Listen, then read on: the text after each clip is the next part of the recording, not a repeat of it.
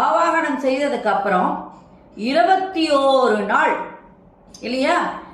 அதனால நீங்க அந்த விரதத்தை கடைபிடிக்க போறீங்க. 21 இழை உடைய நூலை, 21 இழை இருக்கணும் நூலுக்கு. அந்த நூலை ஒன்றாக முறுக்கி கொள்ள வேண்டும். அந்த 21 பிறைய நம்ம என்ன பண்றோம்? ஒன்னா முறுக்கிக்கிறோம். இந்த 21 நாள் விரதம் யார் இருக்காங்களோ தினமும் அவங்க என்ன பண்ணணும்னா, இந்த பூரண கும்ப பூஜை பண்றோம் இல்லையா, அந்த பூஜையின் போது நூலை ஒரு நாள்ல ஒரு முடிச்சு போடணும். 2வது நாள் விரதத்துக்கு 2வது முடிச்சு.